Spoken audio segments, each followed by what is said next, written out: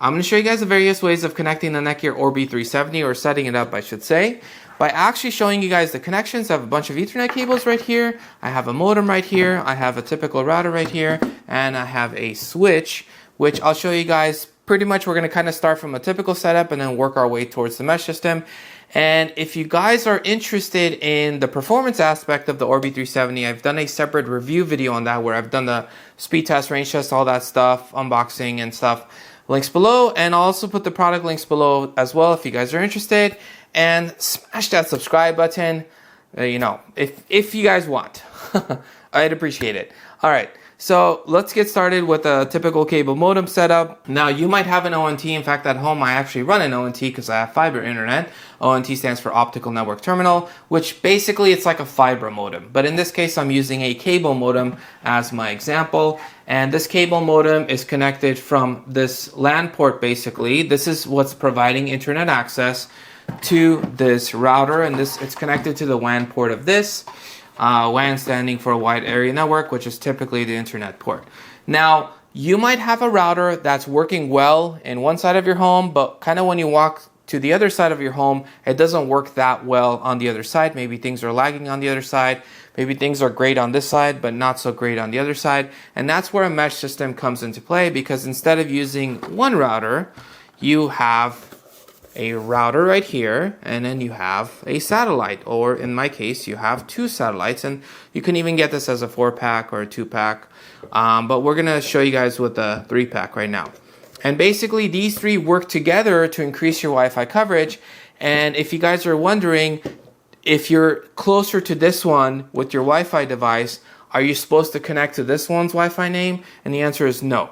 So basically, once you connect to the Wi-Fi name, your SSID, when you're walking throughout your home, if you're closer to this one, I'll switch you here. If you walk to the other room, I'll switch you here. You walk to the other room, I'll switch you here. And all of that stuff happens automatically, and it's very seamless. And as long as you have good enough internet speeds, even if you're watching something, it won't lag. So that's how good a mesh system can be. All right, so what we need to do is, if you have a modem, not a modem router combo, if you have a modem router combo, it's recommended to disable the router portion of that modem router combo. So the way you would do that is, typically on the modem router, there's usually a sticker that gives you some information on how to access that. It's typically going to an IP address on a browser, and then you're trying to look for something called bridge mode. And you want to enable bridge mode, which basically disables the router portion of that, so this thing can take over. However, in this case, this is just a modem. And I should also mention, you can even call your ISP. They could kind of help you, walk you through that. Or you can ask them if you could just switch out the modem router combo for just a modem. But in this example, we have a modem and we have a separate router. So the modem stays, and then the router, we basically just unplug this, and we take the router and we put it elsewhere. So we obviously still need the internet source. We bring the Orbi router, not the satellites, but the router itself, and we connect it to the bottom internet port. And this Orbi 370 can handle speeds of up to 2.5 gigabits on Ethernet. So once we do this, we get the Orbi app on the phone. It's on Android or on iOS. And it kind of walks you through the setup process. It tells you to turn off the modem. And I should also mention, obviously I'm not connected to coax right here, and there are no power supplies in this demo. So I'm omitting that for the demo. We're just gonna keep it with the Ethernet. Obviously you need power, and your internet is either gonna need coax or a fiber, depending on what you have. Okay, so once you have this done, you go through the Orbi app. The Orbi app will tell you to turn off your modem for 2 minutes, turn it back on. It tells you a few things, basically. Set this up, and then you start setting it up. Once you start setting it up, towards the end, it's going to ask you to pick a Wi-Fi name, which is an SSID, and a password, and a password. And if you want, you can actually pick the same one as the router that you're replacing, and your devices should automatically now connect to this one. Once the setup is complete, it should automatically connect to this one. And at this point, technically you're done, because now you have a single router configuration. You basically replace this router with this router. So at this point in time, things will start working again. However, the reason why you bought a mesh system, and in most cases, is because you bought 2 or more and you want to increase your Wi-Fi coverage throughout your home. And so there are a couple ways of doing that. The first way is wired backhaul, and the second way is wireless backhaul. So for wired backhaul, what we need to do is and the advantage of wired and wireless, wired backhaul is another way of saying Ethernet backhaul, which means we're going to connect an Ethernet cable from the router to the satellite right here. So now these are wired together, or Ethernet backhaul or wired backhaul, and this ensures that up to 2.5 gigabit internet speeds are coming through this Ethernet cable all the way to this satellite, and then you're good to go. And obviously, you don't place them next to each other. This is just a demo. This is usually, you know, a few rooms away. It can be pretty much further away if it's Ethernet. If it's on wireless backhaul, it can't be as far away. So the placement matters more when it's on wireless backhaul, which I'll explain in a bit. But basically at this point, now you have, and inside the app, it'll add the satellite. It'll ask you like, hey, do you have any satellites? And it'll detect it, and it just does it automatically. It adds that. You no longer configure the satellite, you only configure the router. The router does everything. Okay, so at this point, with the Orbi 370, because of the port limitations, you can't wire the third one. So how do you wire the third one when all the ports are being used? Well, the only way to do that is to get a switch. Now this happens to be a NETGEAR switch with 8 ports, and they're 2.5 gigabits each. So there will be no speed loss with the Orbi 370, but I should mention it doesn't have to be a NETGEAR switch. It can actually be a different brand. So if you had a switch lying around, you can use that if you wanted to. But in this demo, we'll use the NETGEAR switch, and I love the fact that it has 2.5 gigabit speeds. All of these ports support those speeds, so there will be no loss. So what we would need to do, at least for the Orbi 370, unplug the satellite right here, so it's still coming from the router, and we could pick any port we want on the switch. I like to pick the first one or the last one typically, but if you wanted to pick port 3, well, you can. Now, for those of you guys wondering, this happens to be a managed switch, but I'm using it like an unmanaged switch. So there's no VLAN or anything set up for this, and that kind of is outside the scope of this video, so I don't want to talk about VLANs here. But we're just going to assume this is just like a regular unmanaged switch. Okay, so I can pick any port I want. I'm going to pick port 1, and then from this, now I have 7 other usable ports in this case. And what I'm going to do is I'm going to grab another Ethernet cable, and I can pick any port I want. It doesn't matter which port it is. I could pick port 4 if I wanted to. And then with this one, I'm going to wire it to this satellite.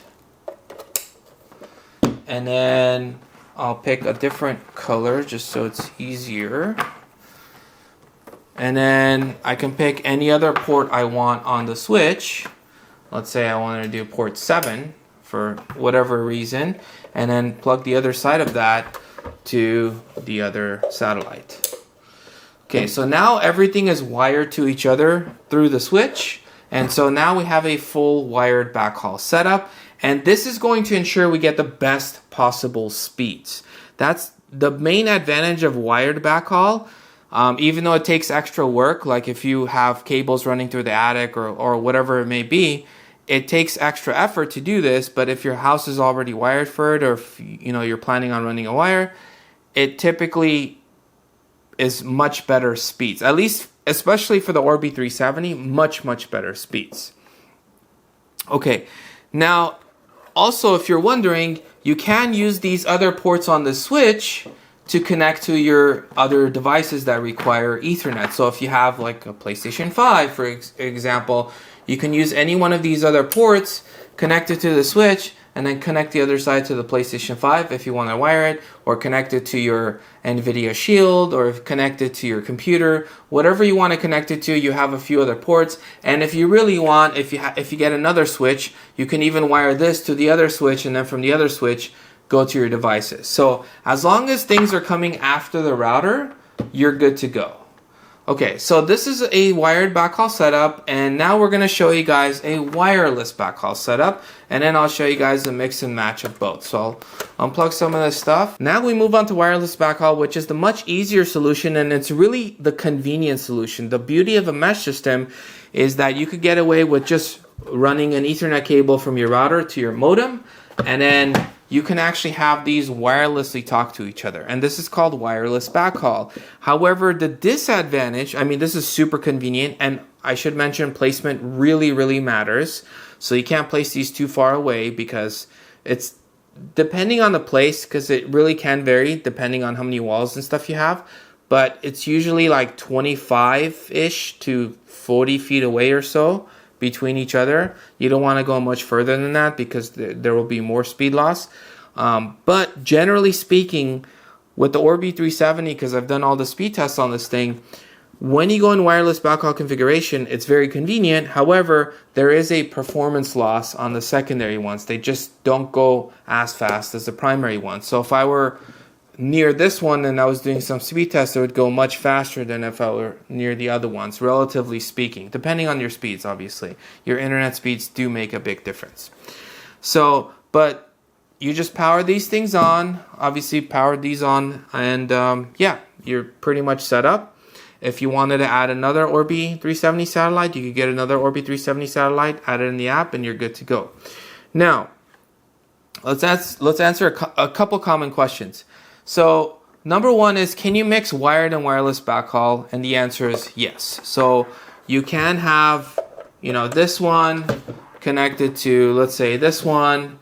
So these two are in wired backhaul configuration, and this one is in wireless backhaul configuration.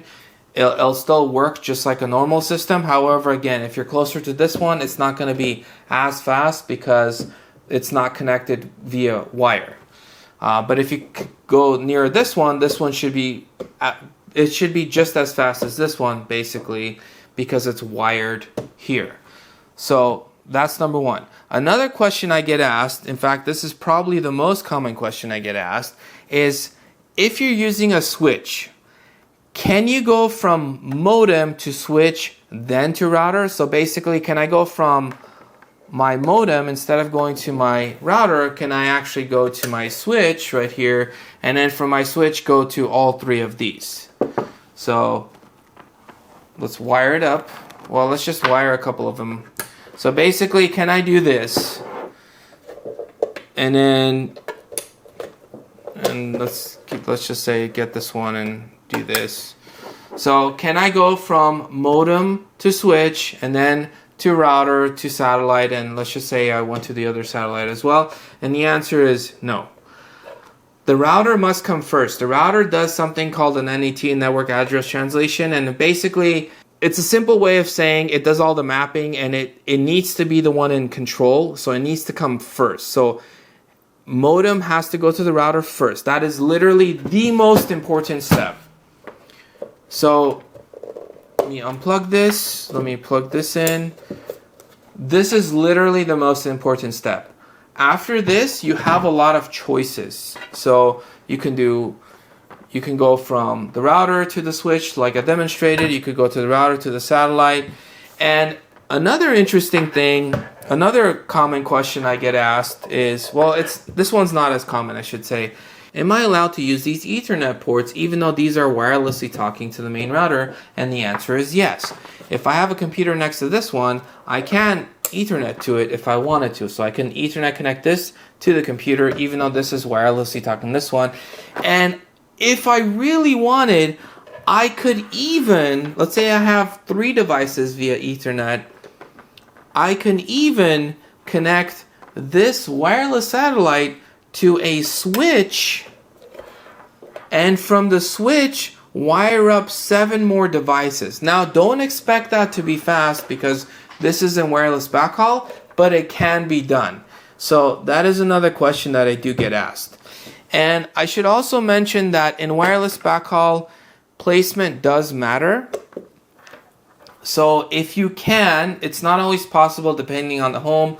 You want to place the router in a way where the satellites are, like this satellite is on the other side of the house and this one's on the other side, so they're both talking directly to the router.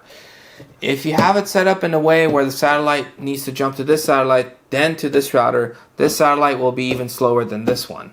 So placement does matter.